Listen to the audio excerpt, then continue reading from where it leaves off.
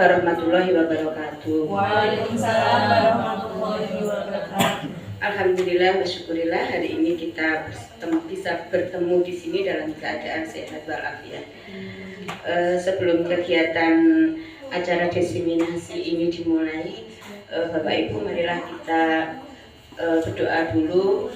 Semoga nanti acaranya bisa berjalan dengan lancar, ilmu yang didapatkan juga bermanfaat bagi kita semua. Berdoa mulai.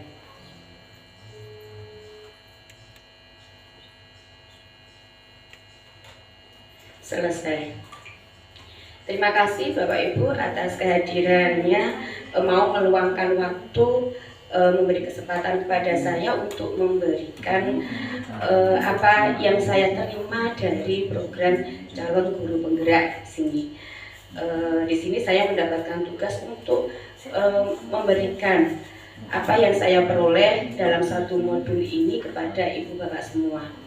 Ada beberapa hal yang mungkin ilmu-ilmu yang diperoleh ini mungkin jenengan juga sudah dapat dari kegiatan-kegiatan sebelumnya, dan di sini rupanya dibutuhkan suatu waktu sendiri di mana kita harus dipaksa belajar lagi dan belajar lagi. Adapun kegiatan kita hari ini, susunan kegiatannya yang pertama adalah pembukaan, tadi sudah doa. Lalu nanti kita awali dengan ice breaking ya Bu. Setelah itu nanti materi, kesimpulan, refleksi dan umpan balik, penutup dan doa. Nah tadi kita sudah pembukaan dan doa. Sekarang kita lanjutkan ke ice breaking. Di sini biar lebih bisa konsentrasi, lebih bisa fresh gitu ya. Monggo Bapak Ibu bisa berdiri, kita ice breaking dulu.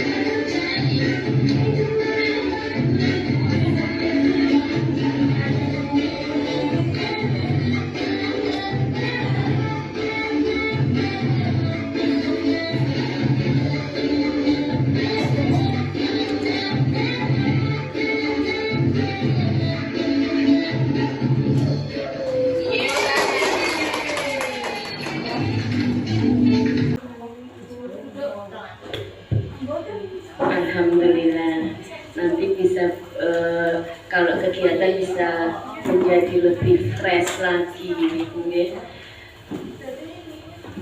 Sekarang untuk selanjutnya diawali dari filosofi pendidikan menurut Ki Hajar Dewantara. Anda kita seorang bapak ibu, kita seorang pendidik ya. Di sini kita harus tahu apa sih pendidikan dan pengajaran itu.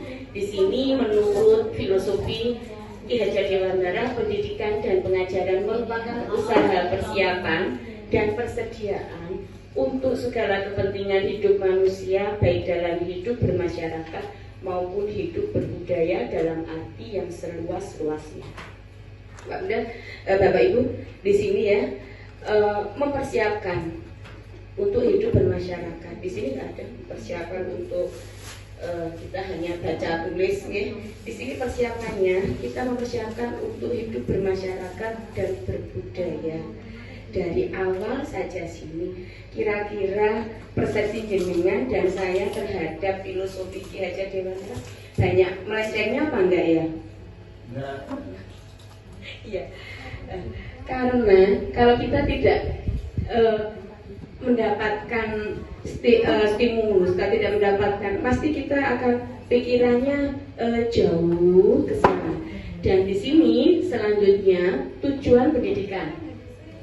Menurut KHD, tujuan yaitu menuntun segala kodrat yang ada pada anak-anak agar mereka dapat mencapai keselamatan dan kebahagiaan yang setinggi-tingginya, baik sebagai manusia maupun sebagai anggota masyarakat. Pendidik itu hanya dapat menuntun tumbuh atau hidupnya kekuatan kodrat yang ada pada anak-anak agar dapat memperbaiki lakunya, bukan dasarnya. Hidup dan tumbuhnya kekuatan kodrat anak. Di sini Bapak Ibu, rupanya anak itu ketika lahir sudah memiliki dua kodrat. Ada kodrat alam dan kodrat zaman. Kodrat alam yaitu yang dibawa anak ketika dia lahir. Contohnya, dia dilahirkan di wilayah pegunungan. Dia nggak bisa kita didik dengan cara anak perkotaan atau dengan anak pesisir. Ya, kita didiknya yang sesuai dengan lingkungan, dengan keluarganya, bagaimana bentuk pola asuh keluarganya kita ikuti. Ya, dan di situ ada kodrat zaman. Selain anak terlahir dari kodrat alam, ada kodrat zaman. Di kodrat zaman ini, anak mau tidak mau, dia harus mengikuti perkembangan zaman. Coba dengan bayangkan, bagi Bapak Ibu yang sudah ngajarnya lebih dari 10 tahun, yang banyak menginjak 20 tahun, di sini sudah banyak nih. Pertama kali jenengan ngajar dulu dengan sekarang, bagaimana dengan anak-anak? Sama apa tidak karakternya? Mungkin jauh berbeda. Dan kita tidak bisa mengajar mereka dengan pola yang sama. Kita harus mengikuti, ya.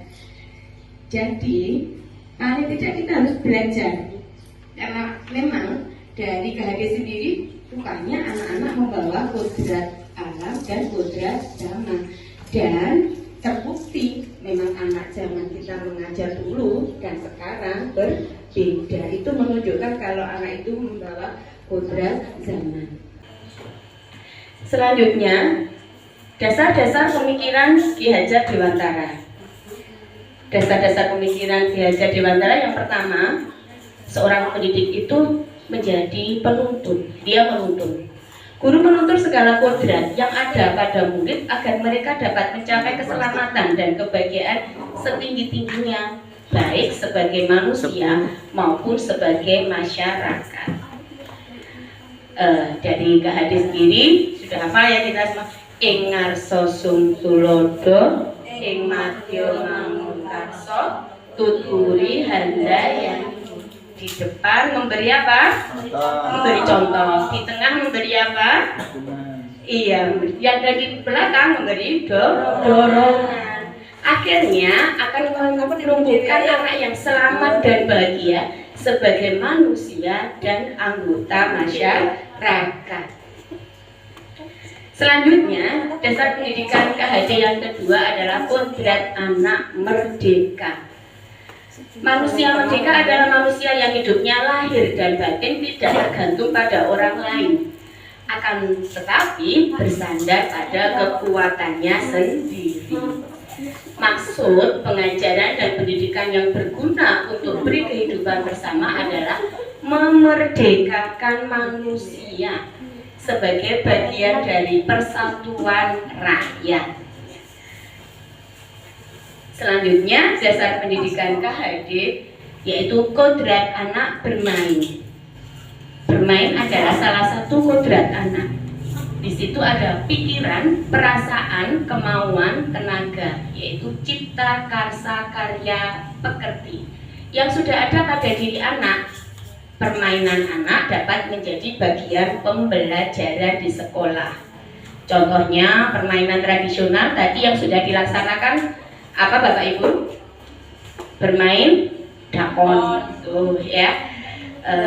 Dan kita di sekolah setiap hari Kamis, minggu kedua atau ada yang mengambil setiap minggu, kita mengkhususkan untuk permainan tradisi. Dan selanjutnya contoh yang lainnya apa itu bermain? Apa ya? Gobak sodor gitu. Iya, bermain gobak sodor. Di situ apa yang dilatih dari kedua permainan ini kira-kira? Kalau permainan dakon kira-kira melatih apa? Iya.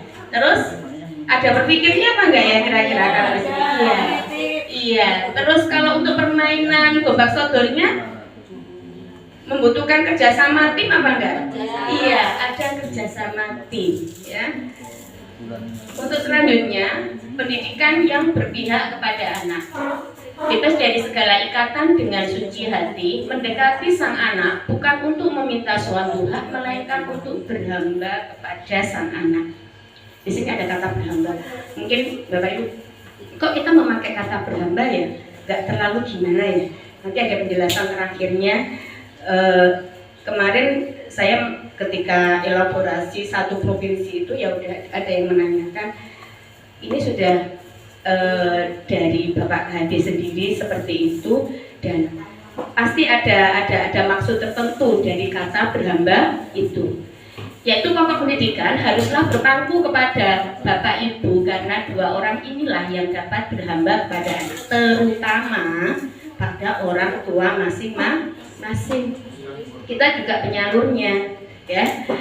Berhamba kepada anak semurni-murninya dan seikhlas-ikhlasnya, sebab cinta kasihnya kepada anak-anak boleh dibilang cinta kasih tak terbatas. Selanjutnya, dasar pendidikan KHD yaitu bukan tabula rasa. Mungkin hal ini tidak asing ya bagi kita. Anak bukanlah kertas kosong yang bisa digambar sesuai dengan keinginan orang tua. Rupanya anak bukan kertas kosong, Bunda. Di sini anak sudah terlahir dengan coretan-coretan tipis. Coretan-coretan tipis itu tinggal kita tebalkan. Mana yang positif kita tebalkan, mana yang negatif perlahan-lahan kita hilangkan. Anak lahir dengan kekuatan kodrat yang masih samar-samar. Tujuan pendidikan adalah menuntun, memfasilitasi atau membantu anak untuk menebalkan garis samar-samar agar dapat memperbaiki lakunya untuk menjadi manusia seutuhnya. Lalu dasar pendidikan KHD selanjutnya adalah budi pekerti.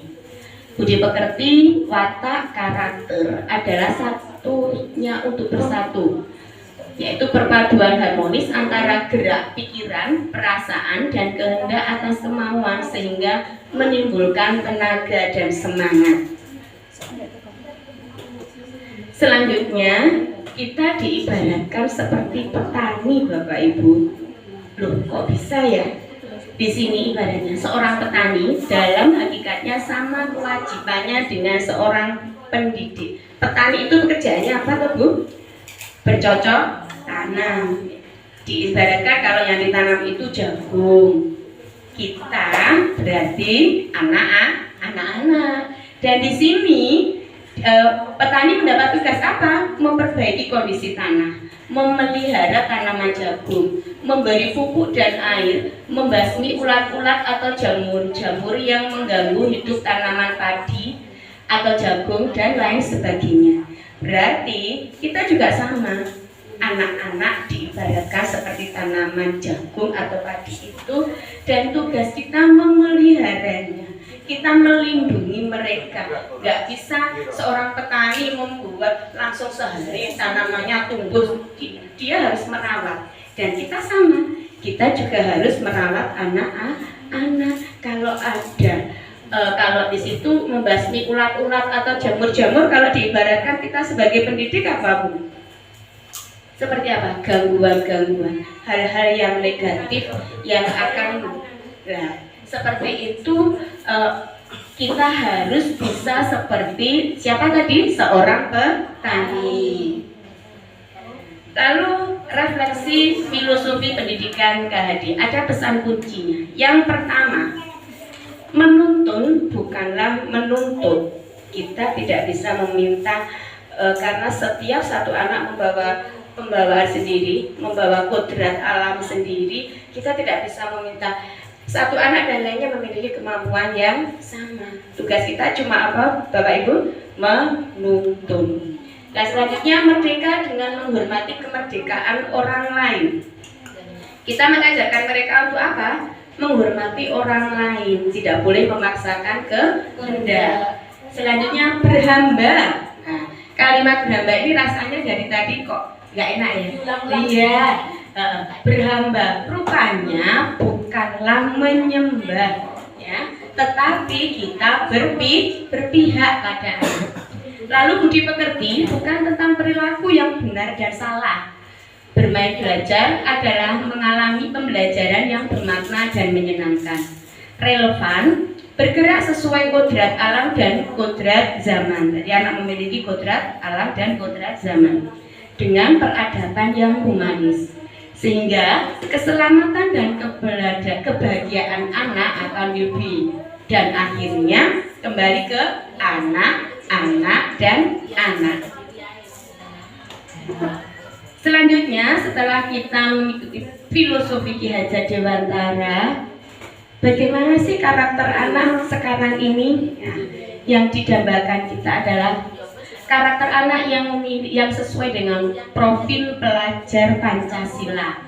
Pelajar Pancasila adalah perwujudan pelajar Indonesia sebagai pelajar sepanjang hayat yang memiliki kompetensi global dan berperilaku sesuai dengan nilai-nilai Pancasila dengan 6 ciri utama, yaitu apa saja? Beriman, bertakwa kepada Tuhan Yang Maha Esa dan berakhlak mulia, berkebinekaan global, bergotong royong, mandiri, kreatif, dan bernalar kritis. Biasanya ini dipakai nanti kalau kita membuat visi, ya, visi di sekolah kita. Nanti bersesuaian dengan profil pelajar Pancasila. Selanjutnya ada nilai dan peran guru. Kita punya nilai dan peran. Yang pertama, nilai kita adalah berpihak kepada anak, mandiri, kreatif, kolaboratif, dan reflektif. Kita dalam mengajar anak-anak harus apa? Berpihak kepada kepentingan anak, bukan kepentingan kita. Kita tidak boleh memaksakan, saya pengennya anak-anak ini nggak bisa. Seperti model pembelajaran kita sekarang ini, kan model pembelajaran kurikulum merdeka, ya. Kalaupun belum 100% memakai kurikulum merdeka, sebenarnya ada kata kunci. Ketika kita masuk ke kegiatan inti, Bapak Ibu, dulu kalau di kurikulum ke-13 mau masuk ke kegiatan inti, bilangnya gini, anak-anak nanti di kelompok 1 kalian mengerjakan ini, kelompok 2 mengerjakan ini, kelompok 3 mengerjakan ini. Sekarang di kurikulum merdeka kita pakai kata kunci yang berbeda. Berbedanya gimana? Di sini Ibu memiliki beberapa kegiatan. Silakan pilih kegiatan yang kalian sukai. Nah, kalau sudah begitu kita sudah memerdekakan anak-anak. Ya. Setelah itu Berarti tidak harus terselesaikan semua tugasnya. Kan kurikulum kita ini memerdekakan anak-anak ya. Iya. Kalau kita harus menstimulus, tapi tidak boleh memaksa, ya. Kalimat gimana biar mereka tertarik dengan kegiatan itu, mau menyelesaikan, tetapi tidak boleh memaksa. Seperti itu. Iya. Terus peran guru penggerak. Yang pertama menjadi pemimpin pembelajaran, menggerakkan komunitas praktisi, mendorong kolaborasi antar guru, menjadi coach bagi guru lain, dan mewujudkan kepemimpinan murid. Selanjutnya, ketika kita sudah mengetahui filosofi Ki Hajar Dewantara, sudah mengetahui apa yang kedua tadi, profil pelajar Pancasila, visi dan mengetahui tentang peran guru penggerak, peran guru. Di sini kita akan menemukan budaya positif. Budaya positif. Apakah kalimat ini, dua kata ini menurut jenengan bagaimana ya Bapak Ibu? Budaya positif. Budaya positif gimana? Segala sesuatu yang ada di sekolah, yang ditumbuhkan di sekolah yang bersifat positif, ya. Contoh-contoh sesuatu yang bersifat positif kira-kira seperti apa nih? Menemukan barang dikembalikan. Iya, hal-hal yang pembiasaan-pembiasaan, banyak kebiasaan-pembiasaan yang bersikap seperti jujur, disiplin, terus apalagi cinta lingkungan, hal-hal semacam itu. Nah, di situ ada perubahan paradigma teori kontrol, ilusi teori kontrol. Di sini yang pertama, guru mengontrol murid. Oke, dari yang lama seperti itu ya, guru mengontrol murid. Yang kedua, kritik dan membuat orang merasa bersalah dapat menguatkan karakter. Yang ketiga, semua penguatan positif, efektif dan bermanfaat. Lalu orang dewasa memiliki hak untuk memaksa. Ini yang lama. Nah, ini paradigma yang lama. Sekarang, apa makna disiplin? Sebenarnya dari awal disiplin itu berasal dari bahasa Latin disiplina, yang artinya belajar. Makna asal dari kata ini berkonotasi dengan disiplin diri dari murid-murid Sokrates dan Plato. Disiplin diri membuat orang menggali potensinya menuju sebuah tujuan, apa yang dia hargai. Namun, ketika sampai ke budaya kita, makna kata disiplin telah berubah menjadi sesuatu yang dilakukan seseorang pada orang lain untuk mendapatkan kepatuhan. Sebenarnya dari pengertian awal sampai masuk kepada budaya kita terjadi apa? Perbedaan. Kecenderungan umum adalah menghubungkan disiplin dengan ketidaknyamanan. Akhirnya mereka yang melaksanakan disiplin itu seperti merasa apa? Terpaksa, bukan karena kesadaran sendiri, bukan dengan apa yang kita hargai atau pencapaian suatu tujuan yang mulia.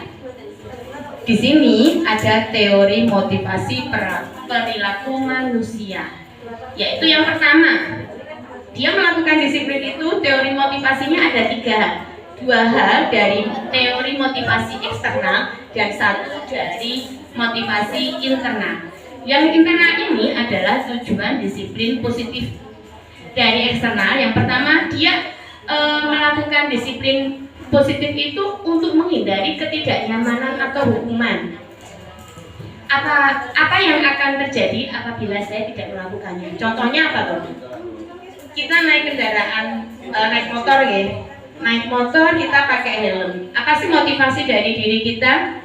Kebanyakan takut ada Pak Polisi nanti kita akan ditilang. Nah, bukan dari kesadaran sendiri. Seharusnya kan kesadaran sendiri dimotivasi internal itu untuk menghargai diri sendiri, menjadi insan sesuai harapan kita. Sebenarnya kan kita sadar sebenarnya itu bermanfaat bagi kita, keselamatan kita. Lalu motivasi eksternal yang kedua, untuk mendapatkan imbalan dari orang lain atau institusi. Dengan apa yang akan saya dapatkan apabila saya melakukannya. Contohnya apa seperti ini? Dari lingkungan sekolah kita sendiri. Contoh hal semacam ini apa? Kita menyuruh murid kita, ayo selesaikan tugas ini, nanti guru akan memberi permen. Nah, jadi dia menyelesaikan bukan karena kemauan dia, tapi ingin mendapat hadiah. Nah, ini apa yang akan saya dapatkan apabila saya melakukannya. Dan yang ketiga, motivasi internal ini adalah yang paling baik, yaitu tujuan disiplin positif. Untuk menghargai diri sendiri, menjadi insan sesuai harapan kita. Berarti, ya contohnya saya akan menyelesaikan tugas karena nanti saya akan menjadi tambah pintar lagi. Nah, berarti itu apa? Dia memiliki kesadaran sendiri. Nggak ada karena nanti saya akan dihukum guruku, nanti aku tidak akan mendapatkan hadiah kalau nggak selesai. Tapi dia ingin menyelesaikan tugas karena dia ingin berkembang. Selanjutnya adalah merdeka. Merdeka itu tidak hanya terlepas dari perintah, juga cakap buat memerintah diri sendiri. Nah, dari budaya positif itu sebenarnya kita mengawali dari lingkungan dalam sendiri, yaitu di lingkungan kelas kita. Bapak Ibu, apakah jenengan semua punya peraturan di kelas? Ada ya. Peraturan di kelas itu contohnya apa tuh? Yang tidak boleh datang terlambat. Terus apa? Tidak boleh buang sampah sembarangan. Tidak boleh makan saat belajar. Nah, peraturan-peraturan kelas itu agar bisa menumbuhkan budaya positif, kita rubah menjadi keyakinan kelas. Bagaimana cara merubah keyakinan kelas? Di sini kita kan belajar di kurikulum merdeka. Intinya kita harus memerdekakan anak. Nah, peraturan kelas yang kita punyai kita rubah menjadi keyakinan kelas. Intinya sebenarnya di sini kita harus mengajak murid-murid kita berdiskusi. Tapi kalau diskusinya anak-anak PAUD, yuk kita pikir bersama-sama nanti. Berdiskusinya gini, tadi kan peraturan contohnya apa? Tidak boleh datang terlambat. Nah, kalimatnya kita rubah menjadi kalimat positif. Kalimat positif itu harus ada kalimat yang melibatkan mereka semua.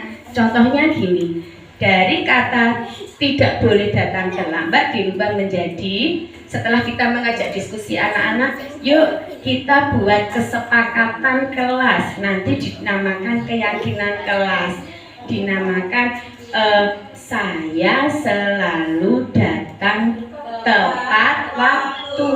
Nah, udah nggak ada kata tidak boleh. Terus contohnya lain, ada tidak boleh buang sampah sembarangan. Kita rubah menjadi sebuah keyakinan kelas, kita tawarkan ke anak-anak. Terus kalau ini dirubah ya nak, kita buat dinamakan keyakinan kelas. Entah sebenarnya mereka paham apa enggak tentang keyakinan kelas ini. Nah, tentang tidak boleh buang sampah sembarangan kita ganti yuk, kita menjadikan keyakinan kelas kita apa? Kira-kira apa kalimat positifnya dari tidak boleh membuang sampah sembarangan?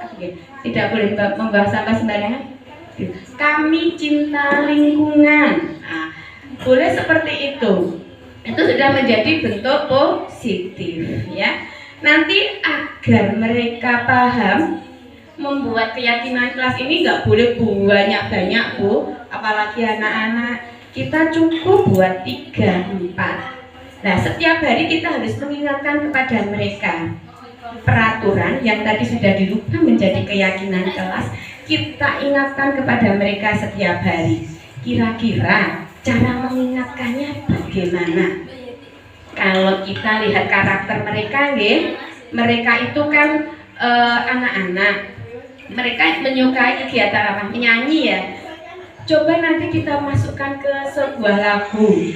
Contohnya kalau lagu Balonku Ada 5, kita rubah menjadi sebuah keyakinan kelas. Kelasku. Kita ada dibuatkan syair-syair atau satu-satu datang tepat waktu, dua-dua jaga lingkunganku, tiga-tiga sayangi temanku. Masuk sayangi temanku ada banyak nanti ya, akan masuk ke poin-poin, masuk ke menyayangi teman itu bisa ke tolong menolong, menghormati teman dan lain sebagainya. Jadi kita pandai-pandainya kita membuat perubahan terhadap anak agar mereka tahu kalau ini sebuah peraturan, tapi mereka merasa senang, mereka dapat menjalankan dan tidak merasa terbebani. Ya. Akhirnya akan tercipta lingkungan yang positif di sekolah kita sehingga budaya positif dapat terwujud. Dan di sini keyakinan kelas, hukuman dan penghargaan. Mengapa keyakinan kelas bukan peraturan saja?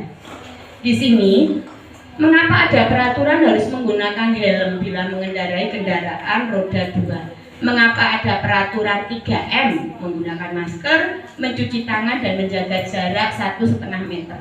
Mengapa harus datang tepat waktu pada saat mengikuti pelatihan?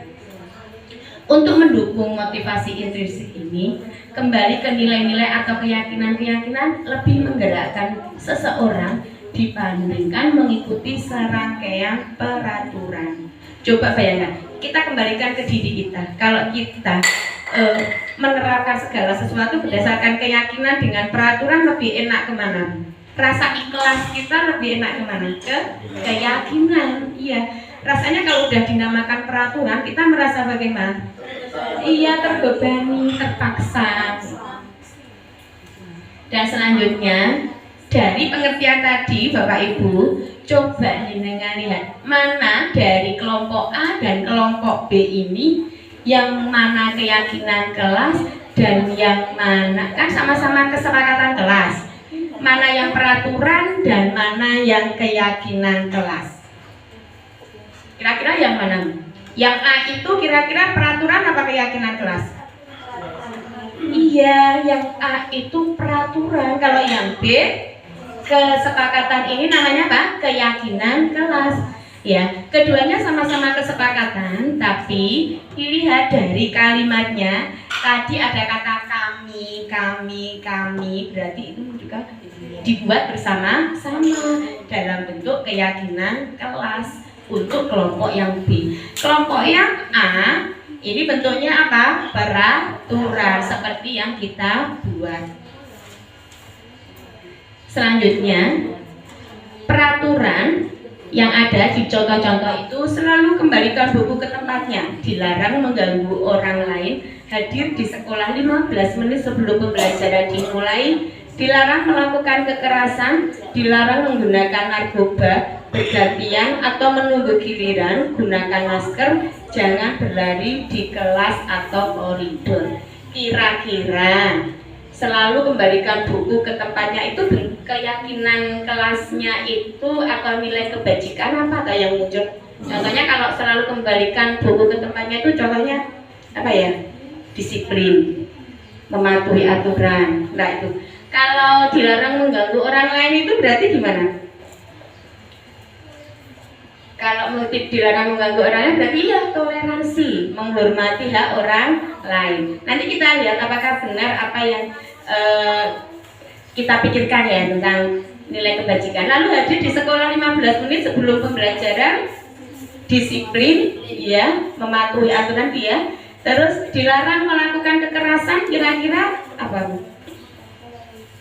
Dilarang melakukan kekerasan, berarti menghormati hak orang lain, keselamatan, ya.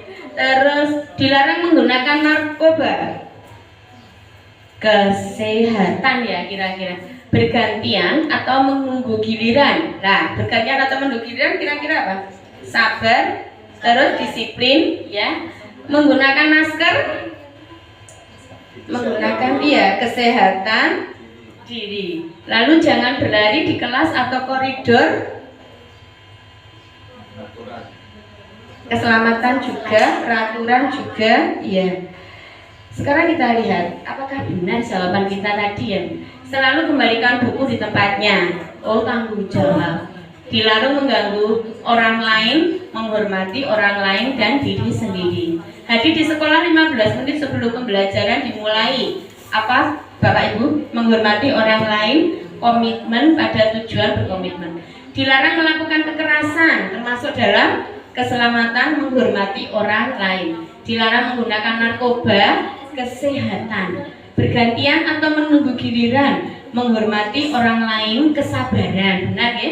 Gunakan masker, kesehatan dan keselamatan. Jangan berlari di kelas atau koridor. Itu apa? Keselamatan dan keamanan.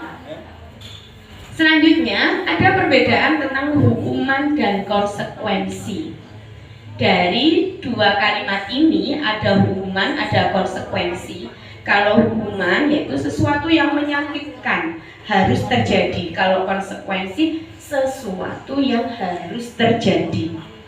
Kalau konsekuensi itu kita sebelumnya biasanya sudah mengetahui Bapak Ibu. Oh, kalau saya gini, nanti kan sudah ada keyakinan kelasnya. Nanti saya akan harus konsekuen dengan. Contohnya kalau saya datang ke sekolah terlambat, nanti saya harus menggantikan dengan pulang juga lebih akhir, ya seperti itu. Yang kedua, membuat anak sakit fisik maupun hati untuk jangka waktu lama.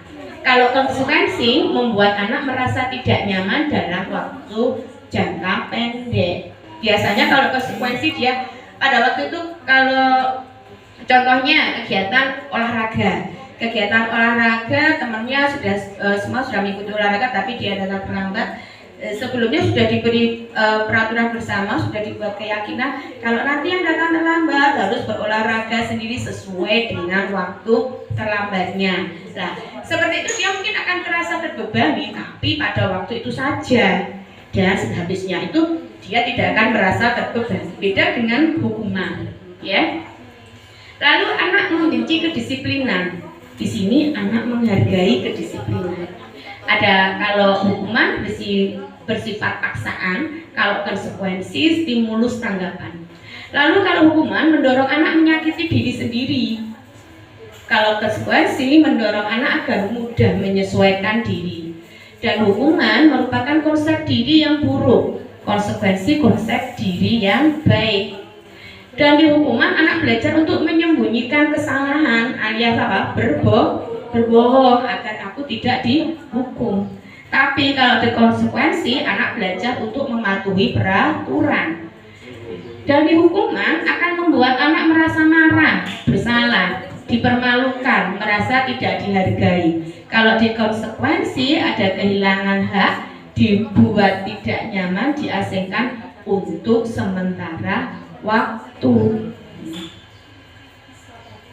Selanjutnya ada kebutuhan dasar manusia, ya, beloved, berarti apa? Cinta dan kasih sayang. Ada power itu seperti kekuasaan, ya. Ada survival dan fun, freedom, ya, perdamaian, kebahagiaan.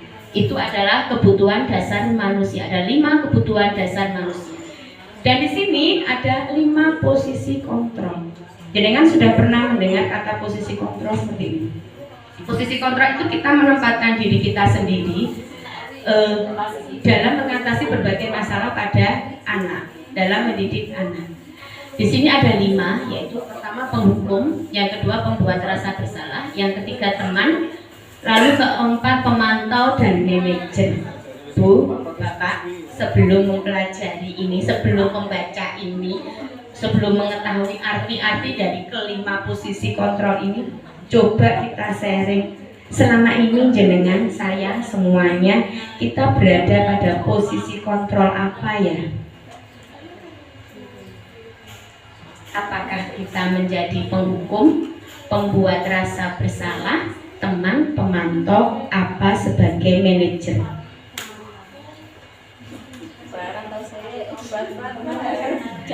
Terus terang kalau saya menjadi penghukum, Bapak Ibu. Ya, menjadi penghukum dan menjadi teman. Artinya kita punya alasan, ya. Kita punya alasan kenapa saya menjadi penghukum dan menjadi teman. Alasan terakhirnya pasti saya ingin mendisiplinkan murid saya, tapi rupanya itu salah dan harus ditinggalkan, terutama penghukum. Nah, di sini kalau di tipe penghukum, kita biasanya langsung menggadik muridnya, lalu menunjuk-nunjuk, menyakiti, menyindir. Dan di situ akhirnya nanti anak akan apa? Memberontak, menyalahkan orang lain, berbohong. Aku tak berbohong biar nggak dihukum. Nah, kalau pembuat merasa bersalah, biasanya guru mengatakan seharusnya kamu begini, kamu tidak kasihan ya dengan orang tuamu. Nah, rupanya itu juga bukan hal yang baik. Karena apa? Murid meletakkan guru di dalam dunia berkualitas, dia menyembunyikan atau menyangkal, hasilnya dia menjadi suka berbohong juga. Selanjutnya menempatkan sebagai teman. Di sini biasanya guru membuat alasan-alasan untuk muridnya. Dia mendekati anak dan dia menempatkan diri sebagai teman, biasanya melalui kesukaan anak ini apa ya. Terus akhirnya hal ini sebenarnya bagus, tapi membuat anak menjadi ketergantungan. Mungkin dia bisa berteman dengan satu guru yang dia sukai itu, yang menerapkan berteman, tapi dia tidak bisa dengan guru yang lain karena dia hanya tergantung dari satu guru itu. Selanjutnya ke tipe pemantau. Dalam tipe pemantau ini biasanya guru mengawasi, menghitung dan mengukur. Apa sih efeknya? Bagus apa enggak sebenarnya? Bagus sih kita mengawasi anak-anak, apakah mereka melakukan suatu kesalahan apa tidak. Tapi efeknya ini, anak-anak akan tertib pada waktu kita ada di situ. Setelah itu biasanya kalau kita Bu Ika nih yang selalu mengawasi bagaimana mereka kalau bermain boleh naik-naik apa enggak. Kalau Bu Ika-nya enggak ada ya mereka akan. Nah seperti itu. Rupanya tipe pemantau juga kurang tepat. Nah di sini rupanya yang paling baik adalah sebagai manajer. Menjadi manajer dengan mengajukan pertanyaan-pertanyaan. Nah, dalam menjadi manajer ini biasanya kita berdiskusi kalau di lingkup yang lebih tinggi itu kita menjadi BK-nya anak-anak. Jadi kalau setiap anak melakukan kesalahan atau melakukan apa, ada langkah-langkahnya yang nanti akan dinamakan dengan restitusi. Restitusi adalah proses menciptakan kondisi bagi murid untuk memperbaiki kesalahan mereka sehingga bisa kembali ke kelompok mereka dengan karakter yang lebih kuat. Ya, dari restitusi ini ada segitiga restitusi. Rupanya ada 9 ciri restitusi. Yang pertama, bukan untuk menebus kesalahan, tapi untuk belajar dari kesalahan. Yang kedua, memperbaiki hubungan. Yang ketiga, tawaran bukan paksaan. Lalu yang keempat, menuntun untuk melihat ke dalam diri. Yang kelima, mencari kebutuhan dasar yang mendasari tindakan. Yang keenam, mencari cara untuk memperbaiki diri. Yang ketujuh, fokus pada karakter bukan tindakan. Yang kedelapan, fokus pada solusi. Yang kesembilan, mengembalikan murid yang berbuat salah kepada kelompoknya. Jadi dia nanti setelah direstitusi, dia tidak akan merasa, kadang dia tahu dia salah, dia tahu oh ya nanti saya harus memperbaiki seperti ini. Tapi kalau tanpa restitusi biasanya gurunya gimana biasanya Bu? Kamu nah, seperti itu. Nah, dengan restitusi ada langkah-langkahnya, dinamakan dengan apa? segitiga restitusi. Ada 3 langkah. Yang pertama, menstabilkan identitas. Nanti ada kata-kata kuncinya. Setiap orang pasti pernah melakukan kesalahan. Kamu bukan satu-satunya yang pernah melakukan kesalahan. Aku juga pernah. Lalu yang kedua, setelah itu validasi tindakan yang salah. Di sini kalimatnya, kamu tentu punya alasan mengapa melakukan itu. Adakah cara yang lebih efektif untuk mendapatkan apa yang kamu butuhkan? Setelah validasi tindakan yang salah, dilanjutkan dengan menanyakan keyakinan. Tadi kan diawali dengan membuat keyakinan ya. Lalu kita tanyakan, kita kan punya nilai keyakinan bersama. Coba dari tindakan kamu tadi, apa yang kamu langgar dari keyakinan kita? Mungkin dia akan secara langsung bercerita, oh iya Bu, saya membuang sampah sembarangan. Berarti keyakinan kelas yang saya langgar adalah menjaga lingkungan. Lalu nanti ada solusinya. Lalu apa yang ingin kamu lakukan untuk memperbaiki? Saya tidak akan mengulang lagi Bu. Saya akan buang sampah di tempatnya. Nanti kalau ada teman saya yang buang sampah sembarangan, tak omonganin pula. Itu sudah langkah restitusi di mana anak tidak merasa tersakiti, tapi dia bisa memperbaiki kesalahannya. Nah, ini menstabilkan identitas, yaitu untuk membuat murid yang merasa gagal karena berbuat salah menjadi positif terhadap dirinya. Ya, ini ada kata-kata kuncinya. Ya, kita pilih mana sih yang enak untuk anak-anak kita, terutama anak-anak PAUD. Ya, berbuat salah itu hal yang manusiawi. Tidak ada manusia yang sempurna.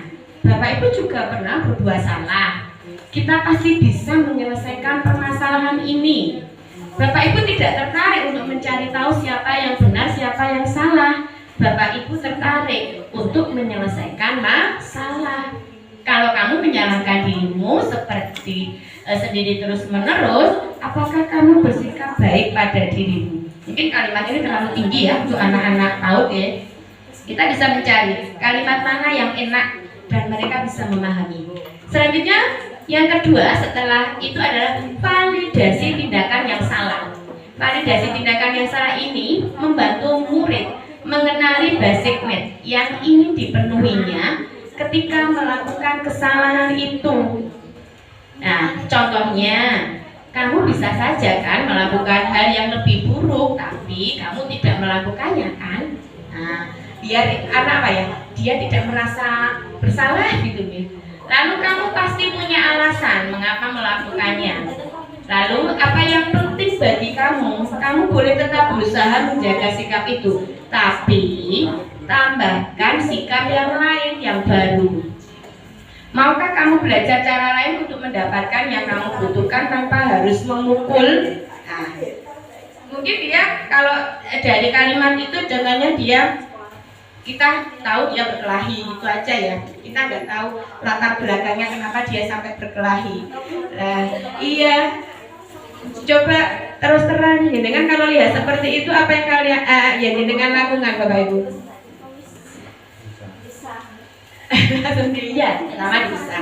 Dan selanjutnya bagaimana merestitusi mereka? Biasanya ya, yang biasanya dengan lakukan sebelum mengetahui ini gimana? Apakah langsung memarahi? Apakah ditanya dulu? Oh, ditanya banyak. Iya, sama paling enggak ya kita seorang pendidik itu kita sudah nggak bisa melaksanakan ini tanpa kita tahu ini namanya restitusi. Ya, rupanya kita sudah melakukan restitusi, tetapi kita tidak tahu urutannya. Setelah itu, langkah yang ketiga, yang terakhir adalah menanyakan keyakinan. Nah, kayak tadi, apa sih nilai yang kamu langgar? Ya, apa nilai yang kita percaya di kelas? Nilai kebajikan yang telah kita sepakati sebenarnya apa? Kelas yang ideal menurut kamu itu yang gimana? Kamu ingin jadi anak seperti apa? Apa yang kamu rasakan? Nah, kita pilih-pilih kalimat-kalimat ini yang menunjukkan menanyakan keyakinan. Nah, dari ini saya ada contoh ya, ada contoh kegiatan restitusi. Bapak Ibu nanti bisa mencoba atau kita nanti bisa mempraktekkan bersama-sama. Nanti salah satu menjadi murid dan yang lainnya monggo yang siap untuk menjadi gurunya. Kita belajar merestitusi. Ini ada contohnya dulu ya. Ada contoh restitusinya. Monggo. Ini kasusnya Bapak Ibu. Dia murid saya ini datangnya selalu terlambat, ya. Dia datang selalu terlambat. Kalau anak terlambat ke sekolah sehari aja ya nggak usah direstitusi, Bu. Kalau dia sudah datangnya kok 1 minggu atau beberapa hari, kalau gurunya nanti yang merestitusi Bu kepala sekolah. Di sini ya, monggo kita simak bersama-sama. Alhamdulillah. Terima kasih.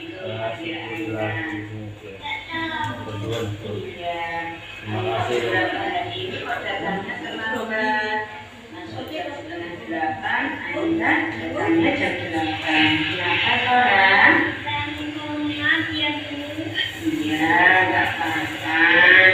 Memang orang kadang melakukan kesalahan, itu sendiri kadang juga salah.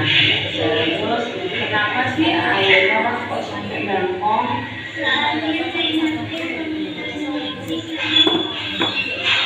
Gitu, ya senang ya bisa nonton TV. Itu juga senang nonton TV. Tapi nggak boleh lama-lama. Kalau malam, nanti akhirnya ibunya pengalaman. Terus akhirnya jadi kalau udah malam berangkat sekolahnya jadi terlambat. Iya, Aira, kamu tahu melanggar keyakinan kelas kita. Keyakinan kelas apa yang dilanggar Aira? Masuklah melanggar, iya. Terus Aira pengen memperbaiki apa tidak? Gimana cara memperbaikinya? Berangkat sekolah lebih cepat, dia bisa berangkat sekolah lebih cepat. Akhirnya nanti malam tidurnya gimana? Lebih awal, berarti main HP-nya kurangi, terus nontonnya kurangi juga. Ya, pintar anak pintar. Kalau akhirnya nanti berangkat sekolahnya sudah lebih awal, rasanya senang nggak ke sekolah? Iya, senang kan? Oke, berarti mulai nanti Aira ibunya nggak boleh malam-malam, biar paginya tidak bangun. Semangat ya? Oke. Iya. Terus mami kan pintar. Iya, itulah artis ibu kota.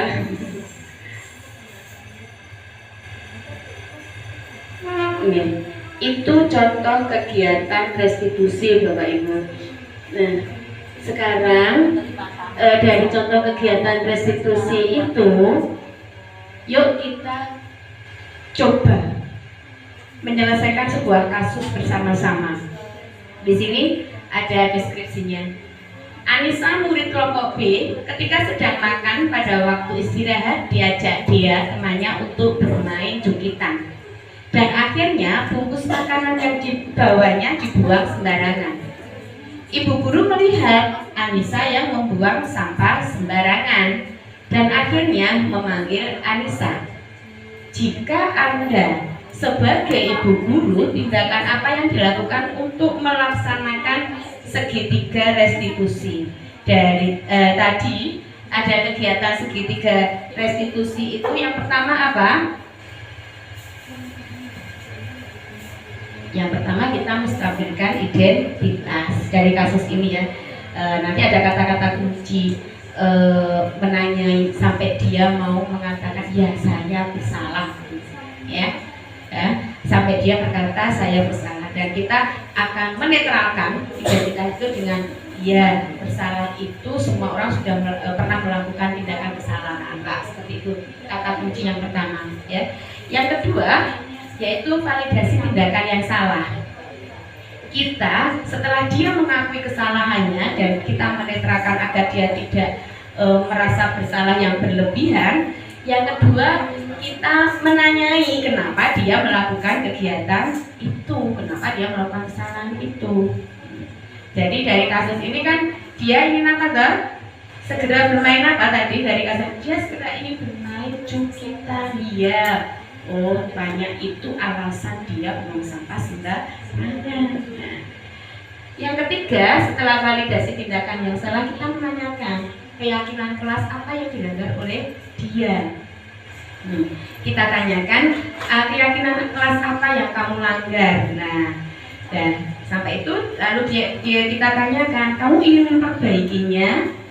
Cara memperbaikinya gimana? Saya akan buang sampah di tempat sampah dulu. Nanti kalau ada temanku yang buang sampah sembarangan tak bilangin untuk buang sampah di tempat sampah. Itu sudah salah satu contohnya. Yuk dipraktekkan. Monggo siapa yang mau? Satu jadi guru, satu jadi murid. Apa kalau sama saya yang jadi guru, yang lain jadi murid. Buat ini acting. Silakan berakting menjadi murid yang pandai merayu gurunya. Silakan. Muridnya yang membandel, itu bandel loh. Yang bandel, betul bandel ya Bu. Ya seperti itu. Piye sama sebagai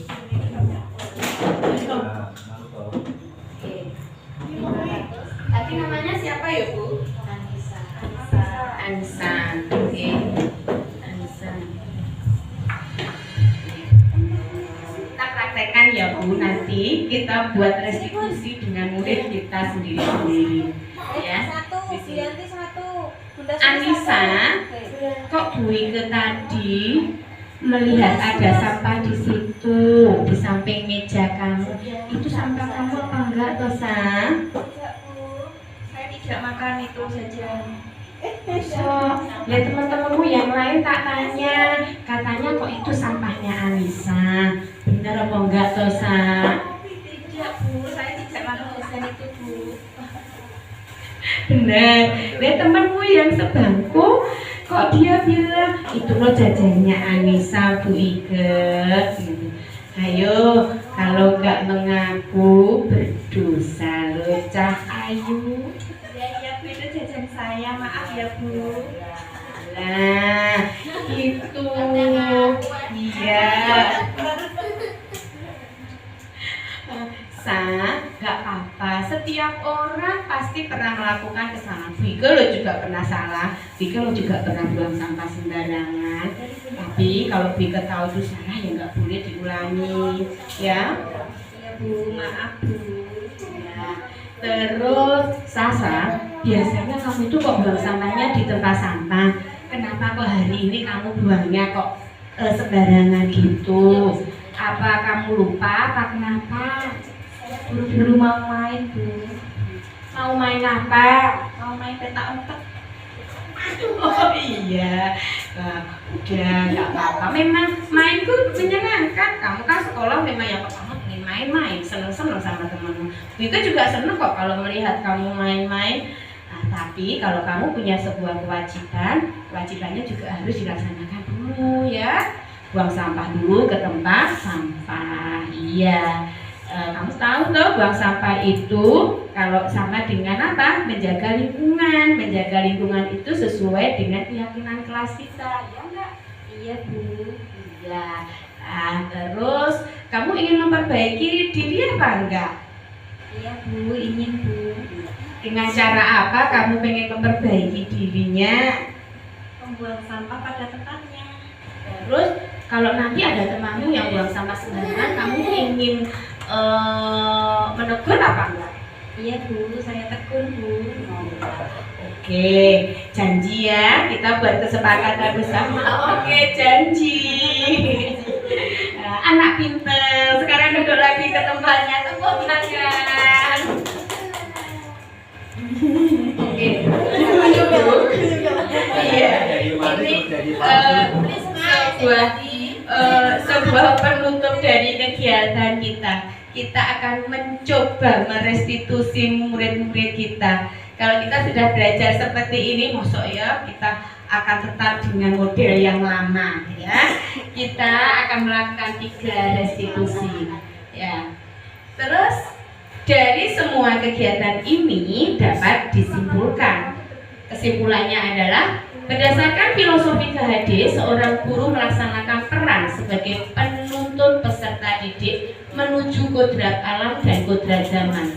Dengan berbekal nilai dan peran guru yang mewujudkan peserta didik dengan profil pelajar Pancasila yang akhirnya melahirkan budaya positif di lingkungan sekolah dengan konsep-konsep yang ada seperti menempatkan posisi kontrol sebagai manajer, jangan menjadi penghukum lagi gitu.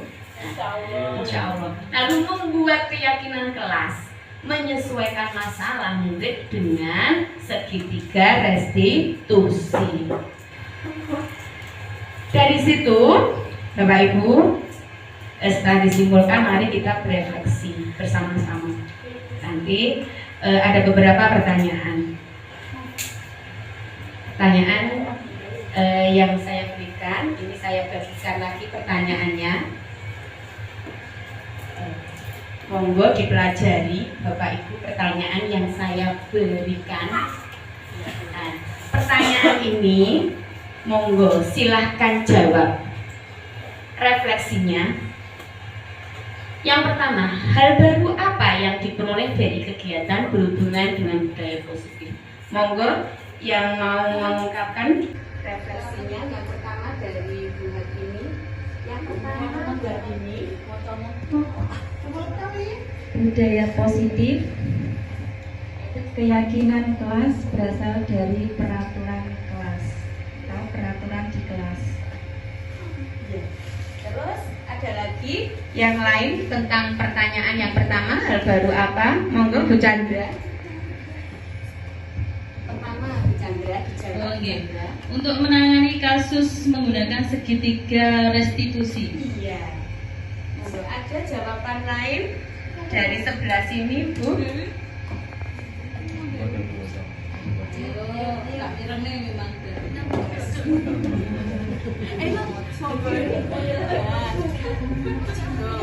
Langsung yang pertama Ibu dijawab.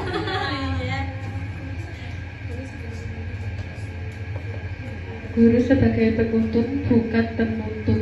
Oh iya. Ya. Untuk pertanyaan yang pertama, sekarang untuk pertanyaan yang kedua. Sebelum mengenal materi posisi kontrol, apa yang sudah Anda terapkan, dan sesudah mengenal materi ini, posisi kontrol apa yang ingin Anda terapkan? Monggo untuk yang lainnya. Bu Susi. Membuat rasa bersalah dan ingin menjadi manajer. Oh iya. Monggo untuk yang lainnya. Bungus. Pertanyaan yang kedua. Teman ingin menjadi manajer. Oh iya. Terus yang ketiga, monggo. Penghukum ingin menjadi manajer. Iya. Rupanya kita sama-sama ingin menjadi manajer ya Bu ya. Diamini, semoga kita bisa melaksanakan. Terus untuk selanjutnya, sebelum mengenal segitiga restitusi, apakah Anda pernah melakukannya? Sebelum kita mengenal kata restitusi ini, kira-kira kita dulu pernah melakukannya apa tidak? Dan bagian apa yang sudah Anda laksanakan? Monggo Bu Evi. Yang ketiga Bu. Validasi tindakan yang salah. Oh iya. Contohnya, kenapa kamu melakukan itu? Oh iya, betul. Dan selanjutnya, selain konsep-konsep yang dipelajari, adakah hal yang lain untuk menciptakan budaya positif baik di lingkungan kelas maupun di sekolah? Monggo Bu Karni, yang nomor 4, kira-kira selain itu apa sih yang ingin dimunculkan pada anak? Ya. Selanjutnya kita terus mengingatkan anak-anak untuk berbuat baik. Oh iya. Pada intinya seorang guru harus mengingatkan anak terus dan memberi Ya. Selanjutnya, monggo. Keteladanan guru. Iya. Selanjutnya adalah keteladanan. Anak itu terutama di usia dini itu adalah tipe peniru yang sangat ulung. Jadi kita harus memberikan contoh, memberikan keteladanan yang baik. Nah, setelah refleksi, saya ingin Ibu dan Bapak untuk memberikan umpan balik. Nanti ada kertas, jenengan tuliskan, lalu jenengan tempel hal baik apa yang jenengan dapatkan dari kegiatan. Contohnya, oh iya saya tadi belajar tentang restitusi, saya belajar budaya terserah. Lalu hal yang akan saya lakukan apa? Cita-cita setelah kita belajar bersama di sini nanti, jenengan ingin apa? Monggo.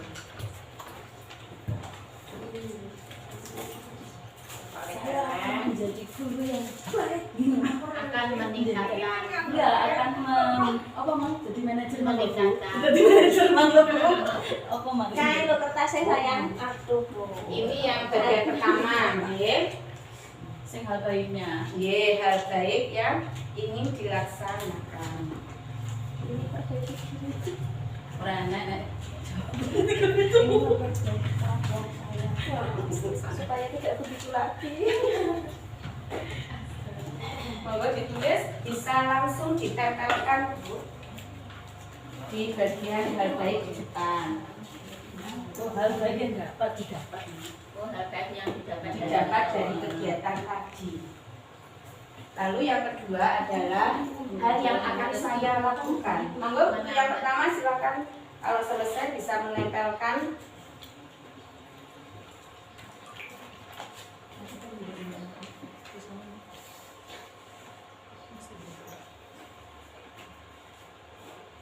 Monggo Ibu yang sudah selesai boleh menempelkan ke depan hal baiknya.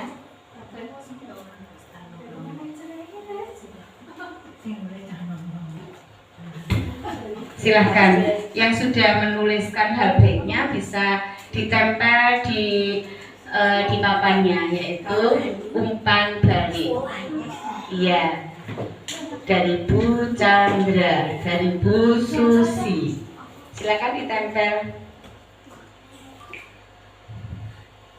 Saya senang sekali dengan dosen bukan baik apa sih kok peroleh dari sembarang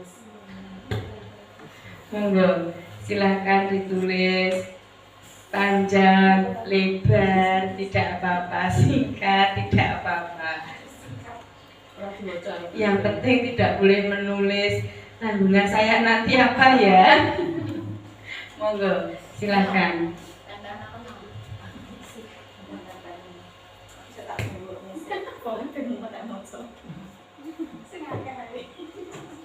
Engko aja cita-citamu lho ya mbok tulis dawa ta. harapan Cita-cita sih modal.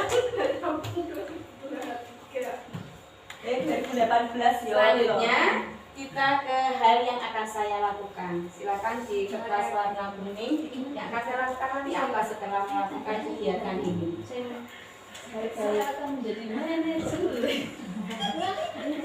Apa mana? Maka teman memberi pembelajaran aku masukkan sing manajer apa? Pola pembelajarannya apa? Mau bantu mas tak rangkum nek pertama. Oh iya, baru saya rangkum nek pertama. Ditulis lagi betul apa-apa. Yang akan dilakukan. Tadi yang baik nopo, sekarang yang akan dilakukan apa?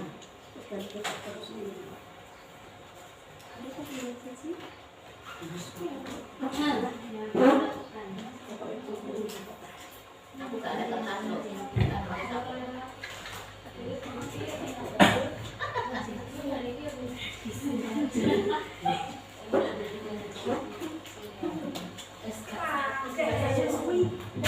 Ya, silahkan berbicara.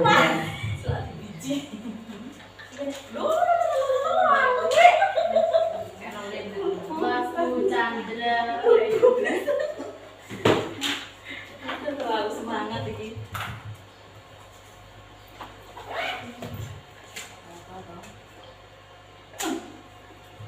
Dari Bu Hartini. Iya, ceklok Bu. ceblok. Bro, ya Allah, lagi-lagi.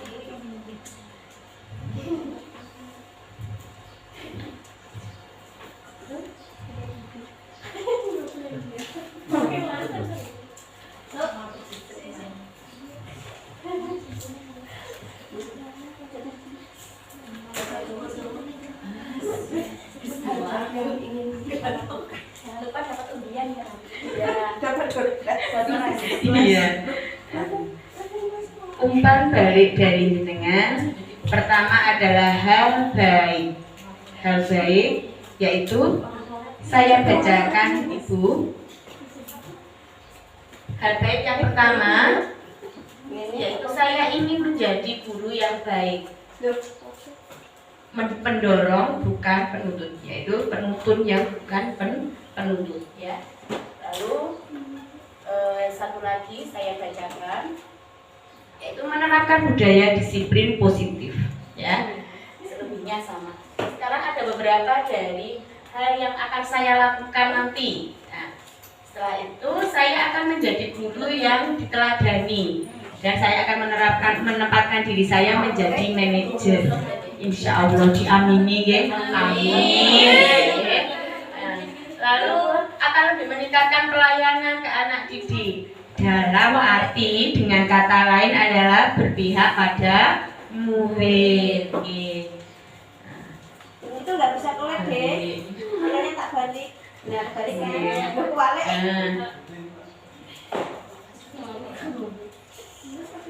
Lalu hal yang akan saya lakukan yaitu kegiatan ini menjadi guru yang menjadi teman, bukan menjadi lawan ya. Berarti apa? Tipe penghukumnya harus kita hilang.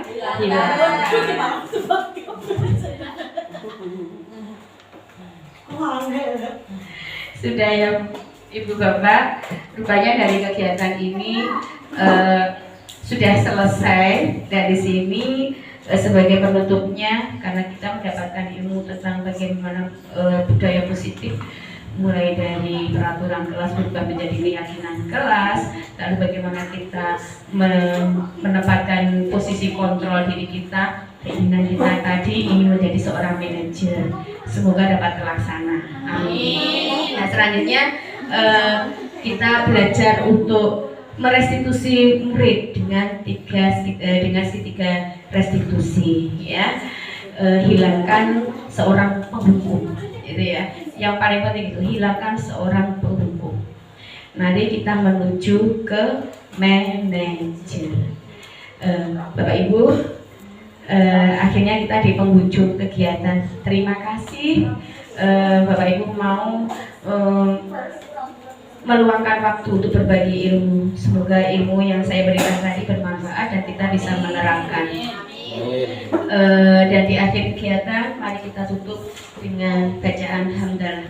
Alhamdulillahirobbilalamin. Terima kasih Bapak Ibu semua. Wassalamualaikum warahmatullahi wabarakatuh. Waalaikumsalam warahmatullahi wabarakatuh. Terima kasih Ibu, terima kasih Ibu, terima kasih kami ucapkan. Terima kasih Ibu, terima kasih Ibu, terima kasih kami ucapkan. Salam, salam, terimalah salam dari kami yang ingin maju bersama-sama. Salam, salam, terimalah salam dari kami yang ingin maju bersama-sama. Terima kasih kembali Bu Ibu, Bapak-bapak.